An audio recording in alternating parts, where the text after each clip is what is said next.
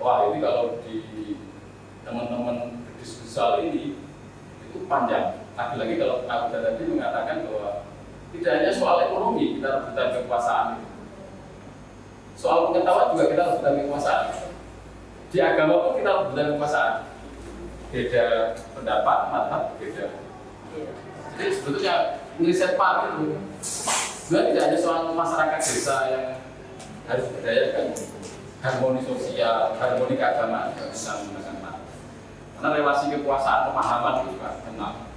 Nah, kalau ditanya apa bedanya dengan ABCD, saya itu agak ngawur Pak, suka menyederhanakan masalah. Saya pikir sama saja, prinsipnya sama. Karena ini termasuk metodologi kritik. Jadi kalau dikatakan apakah ini positivistik, tidak semuanya. Mau Pak, mau ABCD, mau CPR, semuanya berusaha untuk mengkampanyekan namanya partisipatif, partnership, kolaboratif, semuanya sama. Oke, ini namanya UCE. Ini madhab atau paradigma yang paling baru, University Community Engagement. Jadi yang pertama, dulu itu kita melakukan ini.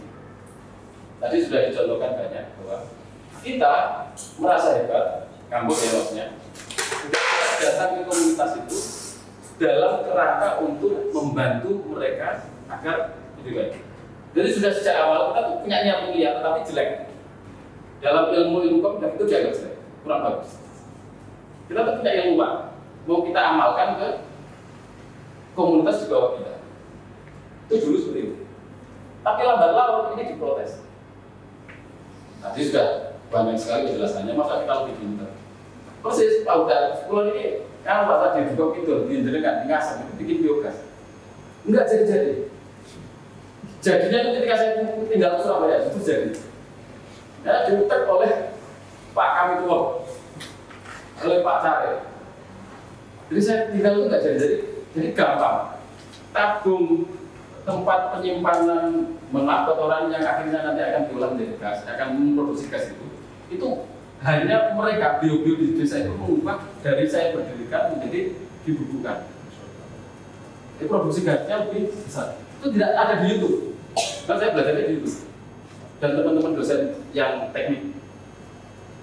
Artinya bahwa jangan ragu bahwa memang komunitas itu lebih pintar kadang-kadang. Atau mungkin ketika juga mungkin di teman-teman kampus lebih pintar. Tapi seperti ini syaratnya. Ini nggak selalu perguruan tinggi lebih pintar. Buktinya banyak sekali. Contoh waktu tadi, saya sendiri mengalami, saya tinggal di Surabaya jadi. Terus saya tunggu nggak jadi. Atau ini, nah ini model-model juga banyak sekali. Jadi komunitas itu kita anggap sebagai raja. Bahwa kita itu, jadi kan pernah tidak mengalami seperti itu? Bahwa kampus itu hanya sudah lanjutnya pengen apa saja kita fasilitasi. Kita itu tidak boleh campuri urusan ini. Jadi seolah-olah komunitas itu jadi di atas raja. Karena alasan dari pemberdayaan, alasan bahwa mereka punya hak untuk berpikir sendiri dan nah, UCE itu ini disamakan.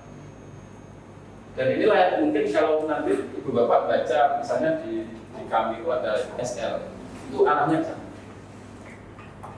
Bahwa hasil pengajaran yang kita ajarkan di kelas-kelas mahasiswa itu adalah separuhnya adalah bukan teori yang sudah jadi dari Kurt Lewin tadi itu. Kalau di ABCD ada dari apa namanya John McKnight, Jody Cressman, itu mbahnya ABCD misalnya.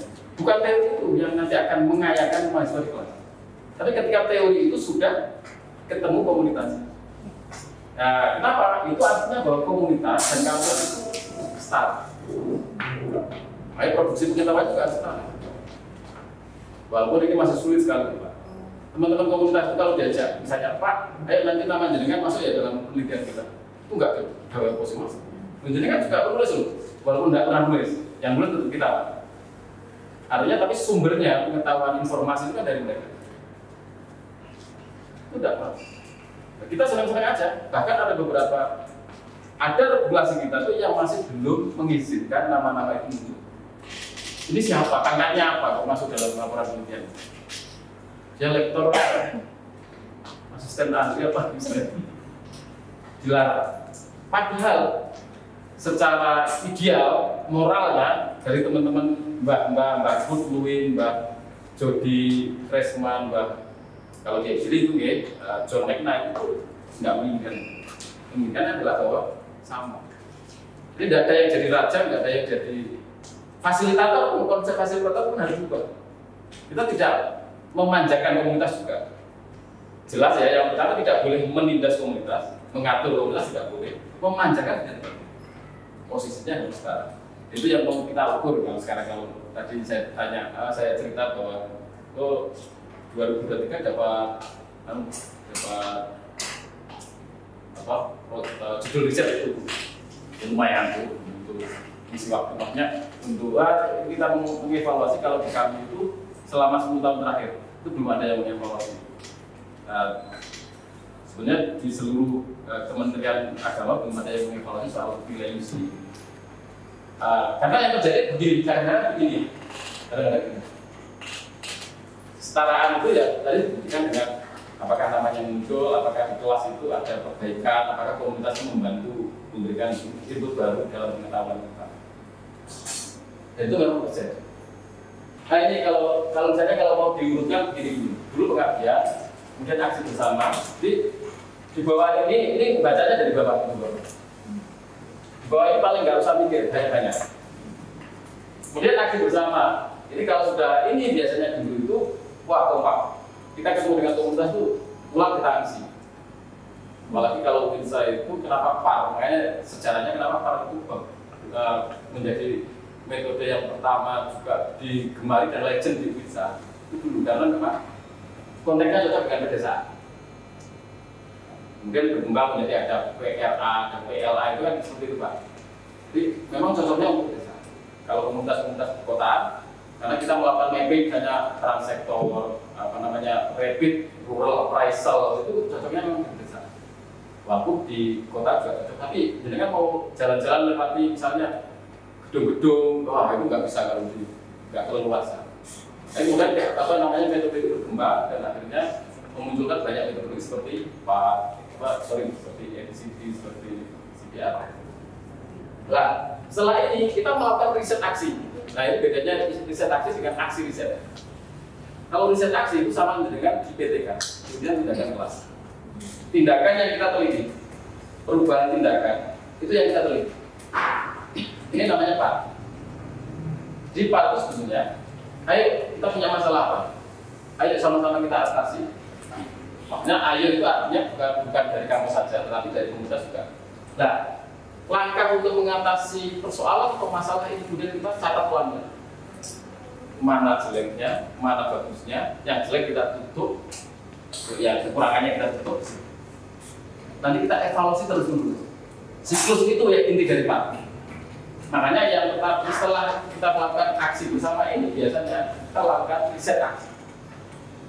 Jadi misalnya formula yang kita tanam, misalnya biogas, sudah jadi biogas ya. Tapi apakah berlanjut? Nah, itu kita catat. Jangan-jangan kita saja yang mengklaim bahwa ini partisipatif. Ini melibatkan ide mereka.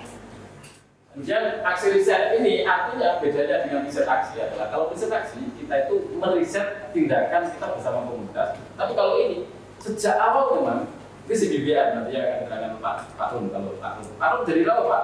Bukan Pak Rum nanti. Ini sejak awal kita dengan komunitas itu memang mitra riset. Jadi komunitas itu dipaksa untuk jadi peneliti juga. Kalau yang di kedua juga.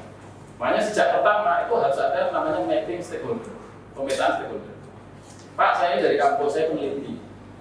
Pak, jenengan itu komunitas, bahasa kasarnya begitu, walaupun nggak begitu kan. Jenengan itu komunitas, jenengan juga peneliti. Cuma bedanya, kami ini misalnya reviewer, jenengan itu doer. Kami yang mereview, nanti kami akan pelan-pelan tadi Pak Buddha contohnya. Bapak ini sudah pinter. Cengkeh mengandung apa misalnya? Gamping, kakor mengandung apa? Satu lagi apa Pak tadi Pak? Kopi mengandung apa? Jadi kalau teman-teman teknik kimia mungkin bisa ditambahin macam-macam itu kan? Teh juga pengawet alami, kayak banyak sekali itu pengawet alami. Misalnya tapi ketemunya ini Nah, mereka teman-teman yang Pak Jenet tahu dari Pak Paimin, ya masa punya formula, teori rumus kan tidak punya. Dan kita yang membantu. Terakhir ini yang sudah kita harapkan bahwa dengan pengajian yang kuat, di samping penelitian yang kuat, itu diharapkan ilmu pengetahuan itu tamat, tamat kalimat huruf juga. Ini bisa dibaca sendiri ya, misalnya PPP ini sangat umum sekali itu dalam asesmen kelembagaan pakai mulai dari misalnya kalau di PPP itu penyiapan itu apaan sih? Pelaksanaan evaluasi, pemantauan dan pengembangan. Nah, kita misalnya penyiapan. Yang ketiga hubungan.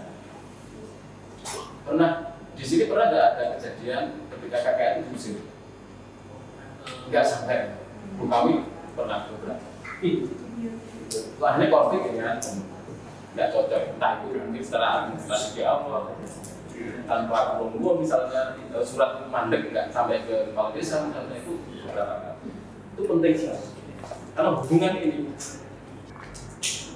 penilaian pelaksanaan itu nanti seluruhnya ada yang mengatakan aset nggak perlu dimapping dalam istri, tapi menurut saya penting aset dimapping. Misalnya ada pertanyaan aset itu apa sih Pak? Apa saja? Selalu kalau Bu Novi aset ya uang finansial. Menurut saya setuju. Kami itu punya 5 aset individual, sosial, institusi, fisik. Terakhir misalnya finansial. Tapi semuanya finansial. Sosial juga finansial. Budaya finansial. Tidak ada pembicaraan apapun di konten YouTube yang tidak finansial. Seperti walaupun dia mau budaya, semuanya finansial. Udah di penilaian, memastikan tujuan nanti ada contohnya. Sampai terakhir pengembangan ini yang kadang-kadang kita lupa memikirkan. Pak, KKN itu ya cuma syarat harus agar lulus kuliahnya sudah, nggak usah dipikirkan serius-serius sampai nanti sampai nggak jadi KKN sebenarnya gara-gara ideal. Ya ini tapi ini perlu dipikirkan. Sekurang-kurangnya nanti mungkin lembaga yang harus mikirkan. Kalau DPL kan tugasnya ya tahun ini di mana nanti akan terus di situ apa dilanjutkan oleh DPL yang lain itu kan nanti akan berganti. Tapi mestinya lembaga kampus itu punya roadmap, punya targetnya apa? Kalau ini desa ini adalah desa dampingan, mulai dari A sampai Z itu ukurannya apa? Kalau sudah apa kemudian kita tinggalkan, nggak perlu KKN nanti. Itu penting di sini. Misalnya duplikasinya sampai menjadi resource community. Jadi Mas John Maynard ini dari Amerika 90-an dan dia mengembangkan XCD. XCD itu tadi kita tahu prinsip-prinsipnya sama seperti pendekatan yang lain, tapi memang dia ini salah satu pattern atau tanda yang bisa kita bedakan antara XCD, PAN sama CPR. Semuanya ada R-nya di belakang, tapi XCD tidak. Kira-kira apa kalau jenengan bisa nebak? Kenapa kok namanya ABCD bukan ada di akhir dengan R? PAN ada R. CPR Community Based Research atau Community Based Participatory Research itu ada R. Kalau ABCD tidak punya. Kalau tebakan jenengan, kenapa?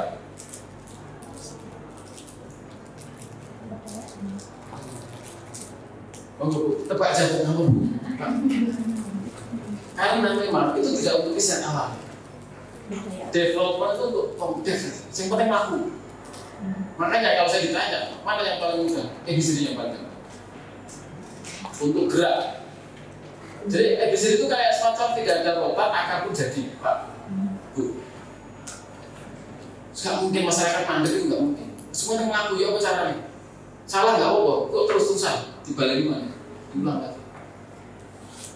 Karena memang tidak ada panduan riset di ABCD.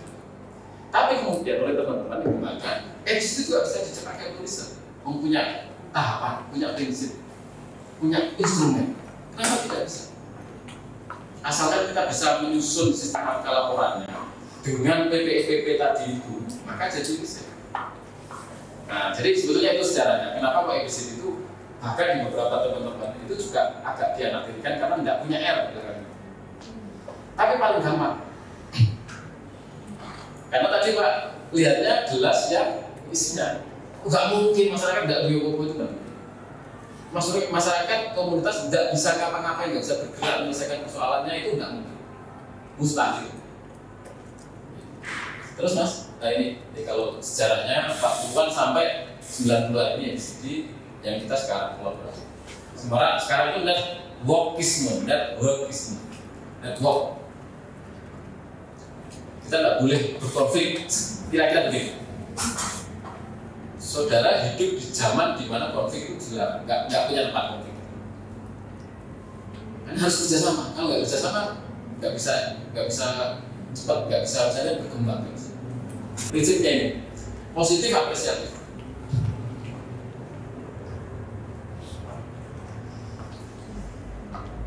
Jadi kan ikuti sekarang itu kalau di konten-konten tren di medsos itu stoikisme itu dia itu Pak, zaman saya diajar Pak Huda, sekolah ini Pak Huda itu aliran stoa, tidak orang yang mirip, itu aliran Yunani. Jadi setelah Plato, Aristoteles punya murid Aristoteles itu gurunya Alexander Zulkarnain. Setelah itu setelah Aristoteles itu di zaman Neoplatonisme Pak. Nah itu di daerah itu sebelum itu namanya Stoa sama Epikuranisme sama Stoicisme itu. Tapi sekarang baru viralnya Pak. Karena kontekstual sesuai dengan kehidupan masyarakat modern. Itu contohnya. Kenapa? Karena Stoikisme itu apresiatif. Sampai dia punya kata-kata magic yang viral itu Pak. Saudara tidak bisa melakukan segala sesuatu yang semua orang lain senang, tidak bisa. Karena itu wilayah bukan wilayah saudara. Wilayah saudara adalah saudara melakukan sesuatu yang saudara yakini bahwa itu benar. Orang lain itu bukan wilayah saudara. Itu salah satu quote magicnya Stoicisme yang dikembangkan oleh Tuhan. Jadi kita bikin wilayah individual, wilayah sosial. Di wilayah sosial itu saudara tidak usah berharap banyak. Nah itu misalnya salah satu contoh. Itu artinya jangan terlalu putus asa ketika orang lain menghakimi kita. Apalagi yang kita lakukan tidak salah menurut norma, menurut agama. Nah itu positif. Nanti ada istilah magic yang lain, misalnya nobody is nothing. Orang itu Pak, saat tidak enjoy-nya, tidak ada apa-apanya pun, sih ada apa-apanya. Itu punya. Kata dia itu contohnya, nganggur itu aset apa enggak? Aset apa jadi ngantuk aset apa enggak? Akhirnya digolek-golek, carilah masih ada asetnya. Ngantuk saat pelajaran maksudnya Pak? Ada asetnya. Enggak tahu, kita mungkin belum nemu saja. Nah nanti juga begitu di komunitas sering ada like Pak, ada belum nemu. Sebenarnya apa sih bingung? Ya saya bingung. Kita itu boleh kok bingung. Santai aja kalau bingungnya. Oh yo, ini yo, biasa itu. Ya nanti lama-lama juga akan terus bingung. Kalau nggak ketemu, itu nggak masalah, itu nggak asal. Partnership. Oke, sebenarnya ini bisa kalau sekarang kan kemandirian. Kemandirian itu juga kadang-kadang, mohon maaf, kurang terlalu bagus. Apalagi kemandirian dalam arti tidak butuh kolaborasi dengan mitra. Saya nggak butuh bantuan. Sudahlah, kami mandiri. Saya nggak butuh bantuan dari pemerintah. Itu juga kita diskusi panjang kemarin juga. Gimana saudara kita nggak butuh pemerintah? Oke, ada beberapa oknum dalam mengelola misalnya kekuasaan di desa. Memang nggak sesuai dengan harapan kita. Tapi bukan berarti itu kemudian kita lawan. Apalagi di zaman sekarang. Ya maksud sih Pak, semua orang itu nggak bagus. Semua orang itu jahat kan nggak mungkin. Masih ada sisi-sisi yang gimana kita bisa masuk kolaborasi kita tarik. Pak, ngapunten ini pulau kerepotan nggak di Pak Pripun itu dengan minta bantuannya nggih, itu biasa. Pinjam tangan itu biasa, itu kolaborasi. Mandirian aset. Artinya bahwa nanti ketika teman-teman perguruan tinggi itu membantu komunitas, itu aset komunitas memang yang harus difokus. Karena kalau di dalam bukunya Pak Jody McKnight itu in out. Pengembangan komunitas itu bukan out in, bukan top down, tapi in out. Mekat dari dalam. Pak, kami itu anak-anak kami kekurangan, butuh bantuan ulusida untuk bantu ngajar di komunitas kami.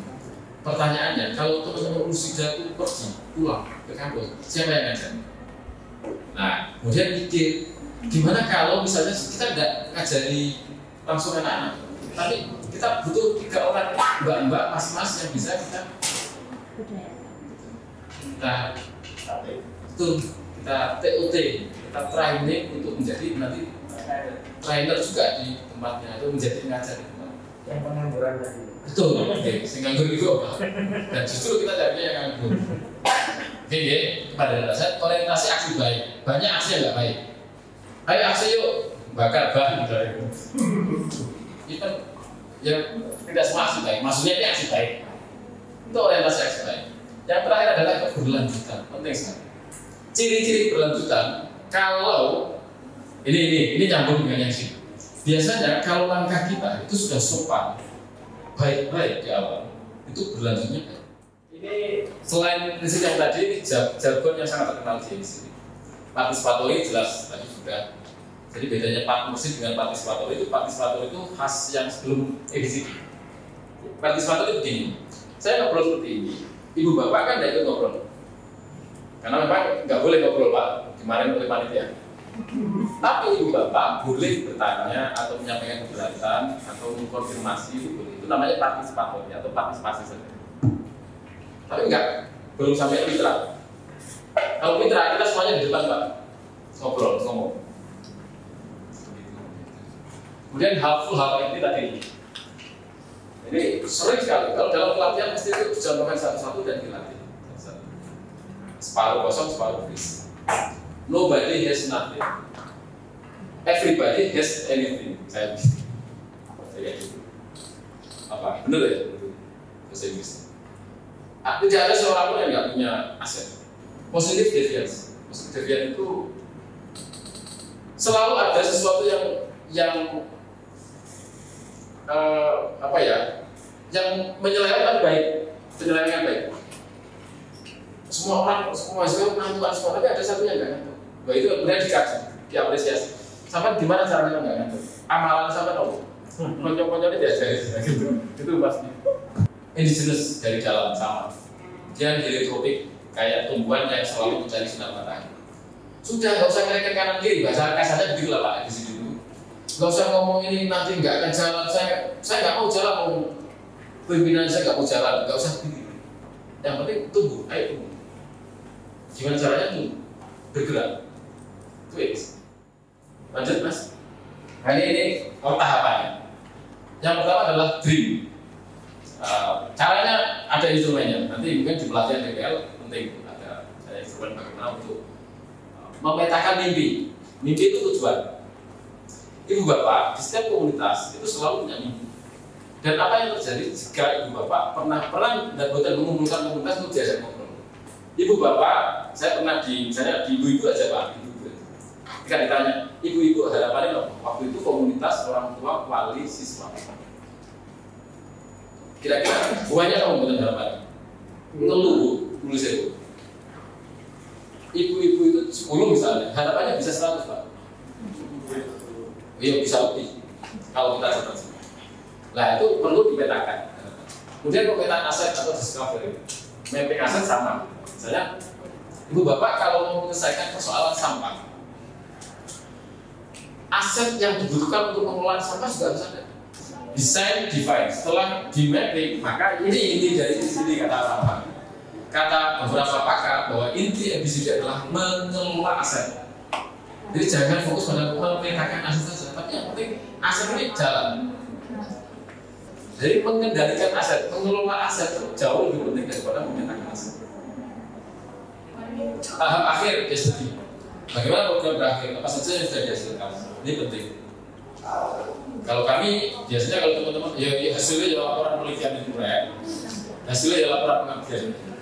Sudah nggak ada hasil yang lain. Itu juga itu yang tadi kami mau coba uji itu dengan misi. Ini ada juga, tapi nggak ada di tahapan yang di teori pakemnya kan. Kenapa? Karena ini dimanapun program itu butuh ini, butuh model, ya kan? Butuh RTM, butuh rapat menjawab manajemen dan seterusnya. Tadi kan sebelumnya keberlanjutan tadi sudah dijelaskan. Ini penting karena hampir rata-rata kita itu kan nggak sombong. nggak mengatakan bahwa satu kali putaran KKN itu akan menyelesaikan persoalan komunitas, nggak tahu. Maka butuh ini. KKN gelombang pertama targetnya nggak usah 30%, kedua 30%, ketiga 40 berarti full 100%. Nanti pindah ke desa yang lain. Sebelum pindah pastikan desa itu sudah menjadi resource agensi, sudah menjadi desa referensi misalnya. Paling nggak pengalamannya dengan teman-teman mahasiswa musik itu kayak gimana, itu sudah bisa bercerita. Jadi ketika ada teman-teman KKN dari kampus lain atau musik itu, desa itu sudah punya pengalaman belajar yang kuat. Misalnya begitu. Itu penting untuk dilakukan. Lanjut Mas. Ini yang kira-kira nanti bisa dipelajari saat pelatihan PPL. Makanya instrumen-instrumen itu misalnya pakai SWOT semua orang sudah tahu. Oke. Atau TOS sekarang dibalik Pak, karena tidak mau dari apa namanya ya enggak, maksudnya weakness, strength, weakness, opportunity dan strength. Jadi pertama itu yang dikatakan karena disrupsi katanya. Zaman-zaman serba tidak menentu ini mengganggu, itu T-nya yang di awal. Foto video peta stakeholder OCB misalnya di dream itu artinya bahwa kadang-kadang kalau kita mendampingi komunitas itu, kadang-kadang kita lupa bahwa komunitas itu punya pemimpin. Ajaklah dia. Discovery sama peta aset, foto video, survei online, FGD ini paling umum ya, yang paling umum kita apa namanya? Ini kan menentukan mimpi, kemudian mapping, mencari tahu. Kalau dalam metode ilmiah ya seperti itulah Pak, persoalannya apa, kemudian kita penggalian data, kita melakukan eksperimentasi di lab, gitu, cara mendesain itu, dan kita melakukan rilis, setelah rilis kita mencoba mengevaluasi lagi, begitu, nah, seperti itu, sama seperti kerja-kerja apa namanya ilmiah yang lain. Cuman ini khas EDCD. Jadi EDCD terkenal dengan 3, 4D atau 5D. Kalau yang 4D, bahwa desain sama defense. Jadi EDCD apa? Yang 5D, tahapan. Instrumennya pakai apa? Terserah. Ini. Mestinya instrumen itu nanti akan menghasilkan lembaran instrumentasi. Ada checklist. Oh ini sudah dilakukan, kalau di KKN begitu. Oh ini sudah dilakukan. Saudara sudah menemukan proses dreaming dengan komunitas, bermimpi dengan komunitas, sudah apa buktinya? Nah itu kertas atau lembar pantau itu yang nanti akan diisi oleh mahasiswa.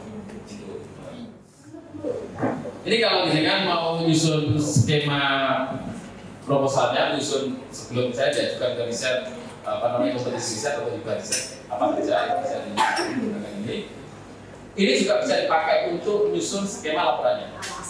Meskipun skema laporan itu idealnya memang menggunakan tahapan yang awal 5D atau 4D tapi sama evaluasi dan sustainability itu bisa dipakai untuk laporan atau gaya selingkuh jurnal kalau kita mau masukkan pada naskah jurnal. Lanjut Mas, ini sama, ini kalau kan bedanya umum ini di sini. Lanjut Mas. Tadi sudah. Terima kasih. Nah di poin ini Pak, bagaimana merubah hasil pengabdian masyarakat menjadi publikasi ilmiah? Ini bagi saya pribadi ini agak jadi PR gitu Pak, karena mengingat ada beberapa temuan atau fenomena di lapangan di mana kita melaksanakan PLP dengan mahasiswa yang berjumlah sekitar 10 sampai 12 atau kadang 15 gitu, dan mereka menghasilkan satu laporan gitu Pak. Sebenarnya bagaimana sifat peraturan yang selayaknya bagi sebuah artikel yang kemudian dipublikasi yang berasal dari satu kegiatan dari sekelompok orang yang sedemikian jumlahnya. Kemudian itu yang pertama. Yang kedua,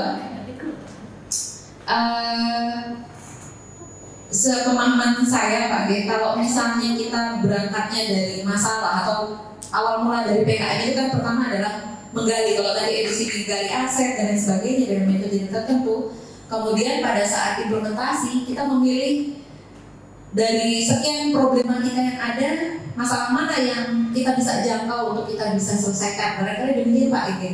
Nah, kemudian ketika kita ingin menuangkannya dalam jurnal, pertanyaan saya adalah apakah kita mencacah boleh maksudnya? Apakah kita boleh mencacah segala permasalahan yang ada menjadi beberapa poin, atau kan kadang satu kelompok itu mau dipecah-pecah gitu Pak maksud saya. Nah, apakah boleh kita mencacah permasalahan tersebut dan kita uraikan dalam bentuk artikel, atau nggak boleh gitu? Jadi tetap satu dan kemudian autor keroyokan ada 10 sampai 15 gitu Pak. Nah itu mungkin dari saya, terima kasih. Oke, matur suwun dengan Ibu. Saya Novi Pak. Ibu Novi. Oke, Novi 2 Pak. Kita pakai satu, Novi 2. Yang senior apa? Oke, Ibu Novi. Terkait untuk tema, saya percaya ketika kita turun ke masyarakat, masalah yang kita temukan itu bukan masalah tunggal. Masalah itu pasti ada akar masalah. Ya seperti akar, tidak ada ujungnya. Tinggal Bapak Ibu memilih dan memilah mana, disesuaikan dengan tetap ketertarikan dari kelompok yang ada di situ. Karena kalau pengalaman kami di UIN Sunan Ampel, tim KKN itu tidak dari program studi yang sama, disesuaikan dengan itu. Saya kasih contoh, tahun lalu, peristiwa yang tahun lalu, saya mendampingi KKN dengan tematik siaga bencana dengan 25 mahasiswa. Awalnya adik-adik saya ajak ringan-ringan aja ya, melihat bagaimana bermain, simulasi tanah longsor, simulasi evakuasi macam-macam. Begitu pembekalan hari terakhir, tidak perlu bikin laporan, saya bilang gitu ke adik-adik. Cukup bikin jurnal terindeks. Akhirnya mereka belajar sendiri. Ketika di lapangan saya mengantarkan, habis mereka ke lapangan, hari pertama itu mereka bertanya, Pak, apa mungkin kita menulis jurnal itu keroyokan? Karena di beberapa sinta itu di maksimal penulisnya cuma 5. Ya kalian pikirkan, bagaimana bisanya? Pokoknya saya ada laporan terindeks sinta tanpa laporan KKN. Nanti yang menunjukkan PPN saya bilang gitu. Pokoknya terindeks sinta publikasi tanpa laporan. Gitu. Mereka mencari sendiri solusinya. Ketika mereka mencari solusi, membuat kesepakatan sesuai dengan kelompok yang disenangi masing-masing, akhirnya ketemu 5 tema yang berbeda. Dan alhamdulillah salah satu tema itu kemarin sudah diterima di jurnal punyanya UIN Bandung, itu sudah Gunung Jati, Sinta 2. Traditional Islam in Developing Community Awareness to Disaster. Judulnya begini itu. Dari cerita ini bisa kita lihat bahwa sebetulnya akar masalah yang ada di masyarakat itu bisa kita kembangkan dan kita sesuaikan dengan fokus atau passion daripada kelompok masyarakat, kelompok adik-adik yang ada di sana. Mau kemana? Yang ekonomi bisnis akhirnya menekuni tentang bagaimana wisata desa itu maksimal hasilnya dengan digital marketing. Apa aja digital marketing itu dikupas macam-macam. Dan alhamdulillah ini cuma Sinta 5. Ada juga yang kawan-kawan dari teknik dan dari tarbiyah itu lebih mengarah kepada bagaimana mengedukasi anak-anak SD, SMP kalau nggak salah terhadap tanah longsor di sekitarnya dengan simulasi kebersihan itu diceritakan dalam jurnal. Alhamdulillah juga Sinta. Jadi banyak yang bisa dilakukan. Dan malah salah satu tadi kita ngobrol di ruang sebelah waktu KKN COVID itu ada beberapa warga di Balung Bendo yang memanfaatkan halaman rumah untuk nanam sayuran itu dapat Sinta 3. Sekarang yang harus Bapak Ibu perhatikan adalah tadi kuncinya adalah menemukan aset, menemukan potensi. tugas kita sebagai DPR itu tidak hanya menemukan aset dan potensi komunitas, tapi juga menemukan aset dan potensi siswa binaan kita. Namun jangan salah Bapak Ibu sekalian, kita harus mampu membackup teori-teori yang harus dibaca oleh mereka.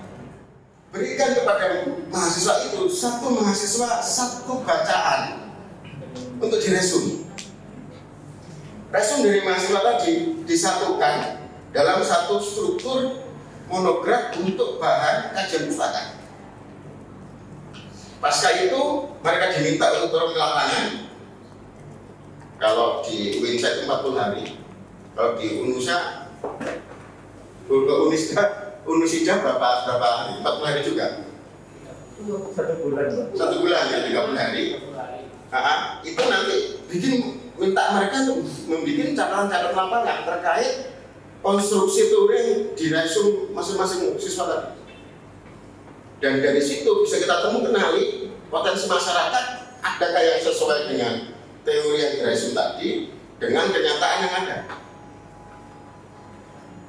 Idealnya kontra, Bapak Ibu sekalian, sehingga diskursusnya akan muncul di situ. Idealnya, tapi kalau nggak ada yang disesuaikan, kita tugas berikutnya adalah mencari sesuatu yang kontra agar diskursus itu muncul. Lah ketika diskursus itu muncul, itu biasanya saya munculkan di kunjungan kontrol di tengah-tengah KKN itu. Di tengah-tengah KKN itu muncul, saya kasih materi biasanya semalam untuk mencari gap lah, istilah mencari gap. Ketika mencari gap itu ketemu, ada diskursus, di penjemputan saya lihat dulu. Kalau masalahnya gak ketemu, saya datang ke lapangan. Nah, itu tekniknya aja. Teori apa yang dipakai, metode apa yang dipakai. Tadi Prof. Samsul, Ustadz Hel Umam sudah ngasih tools dari PAR, ABCD, ABCD ya, Prof. Apa sih keunggulannya PAR? Kapan sih kita harus menggunakan ABCD, gitu Bapak Ibu sekalian? Tips dari saya, ketika Bapak Ibu menggunakan PAR, kalau Bapak Ibu menemukan satu kesenjangan sosial yang cukup tinggi, di situ ada aktor dominan dan aktor minor, sehingga nanti memperkuat aktor minor tadi mampu dan bersedia melawan aktor dominan. Intinya memunculkan reaksi terhadap sesuatu yang dominan di situ. Itu esensi daripada PAR. Biar agak kanan Bapak Ibu dikenalkan namanya ABCD, Asset Based Community Development, di mana di situ lebih mengarah pada apa yang komunitas punya daripada yang komunitas tidak punya. Jadi mungkin Prof. Samsul sudah ngasih gambaran ya. Botol ini setengah penuh apa setengah terisi?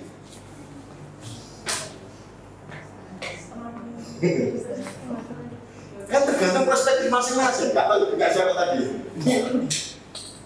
Ini setengah penuh apa setengah terisi? Itu perspektif itu yang nanti akan mempengaruhi bagaimana masyarakat kita itu bereaksi terhadap potensi yang dimiliki. Kalau yang dimiliki itu nggak diidentifikasi, nggak disadari, ono kurang, rasa syukurnya nggak ada. Sehingga nggak mau berbuat, sehingga hanya mengeluh. ABCD dengan appreciative inquiry tujuannya adalah untuk menggali apa yang sudah dipunyai, apa yang sudah dimiliki, apa yang sudah dicapai. Nah, dari situ ABCD lebih soft Bapak Ibu sekalian untuk menggerakkan komunitas menyadari potensi dirinya. Jalan tengahnya Bapak Ibu sekalian, jalan tengahnya ada yang sekarang itu beberapa pendampingan dilakukan, tapi perlu untuk justifikasi secara ilmiah. Akhirnya di-create namanya CPR dengan kombinasi, dengan berbagai macam kombinasinya. community based research. Sama kayak kita riset proposal seminar, tetap butuh planning, tetap butuh anggaran, tetap butuh skema. Skemanya bagaimana? Skemanya, kata kunci dari skema penelitian berbasis masyarakat adalah Bapak Ibu ketika turun lapangan, jangan pernah sekali-sekali menawarkan sesuatu yang bernilai uang. Kalau Bapak Ibu menjanjikan renovasi balai desa, mengecat gapura, siswanya Bapak Ibu akan menjadi sapi perahan warga. Benar apa mboten? Ya. Padahal yang kita inginkan adalah bagaimana masyarakat itu bergerak, memobilisasi potensinya untuk merubah dirinya.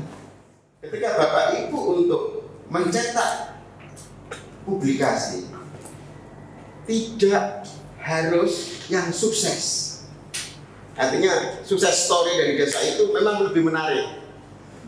Tapi dialogis hubungan Bapak Ibu dengan komunitas itu jauh lebih menarik, lebih manusiawi untuk digagas. Apalagi pakai pendekatan antropologi, keagamaan. Yang perlu Bapak Ibu lakukan adalah ketika turun ke lapangan, saran saya adalah kita belajar bersama. Itu mengapa saya kalau sama adik-adik saya selalu menggarisbawahi kita belajar bersama komunitas. Kita belajar dari komunitas, kita berarti dengan komunitas, kita bagaimana beraksi bersama komunitas. Dan salah satu catatan Bapak Ibu di metodologinya nanti, ketika Bapak Ibu melakukan membukukan dampingan Bapak Ibu di sisi metodologi, jangan lupa Bapak Ibu dicantumkan proses circular proses yang selalu berulang-ulang. Karena pendampingan itu untuk bisa mencapai titik perubahan tidak cukup dengan satu sentuhan, tidak cukup dengan 30 hari. Sehingga dari situ itu perlu ada sirkular, perlu adanya proses keberlanjutan di situ, proses pengulangan. Sehingga bagaimana caranya agar masyarakat itu mampu untuk bisa berubah?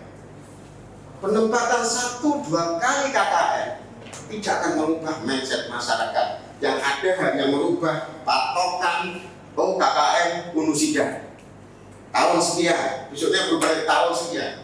Setelah itu nggak akan ada berubah. Yakin dia dengan statement. Tapi kalau Bapak Ibu di sana berturut-turut 3 tahun, 4 tahun, insya Allah akan ada sedikit perubahan. Kalau beruntung, perubahannya akan sangat signifikan. Saya pernah dapat sedikit mainan di Gresik. Saat itu ada 5 desa yang diminta saya untuk dipetakan potensi wisatanya. Saya main ke sana. Ketika main ke sana, ada satu kelurahan yang minta, satu desa yang minta dimasukkan dalam potensi 5 desa tadi. Padahal desa ini adalah desa tertinggal saat ini. Desa miskin dan tertinggal. Lambat laun gitu. Setelah proses panjang akhirnya jadi 5 menjadi 6. Sekarang Bapak Ibu tahun 2017 sekarang berapa? 2017, 2018, 19, 20, 21, 22, 23. Hampir 7 tahun. Itu desa terkaya Kabupaten Gresik. Kalau Bapak Ibu browsing, desa miliarder, sedikit. Yang dijual apa Bapak Ibu? Bekas dapur. Apakah langsung jadi? 2 tahun mereka dibakar oleh warganya sendiri, spot-spot foto yang dilakukan.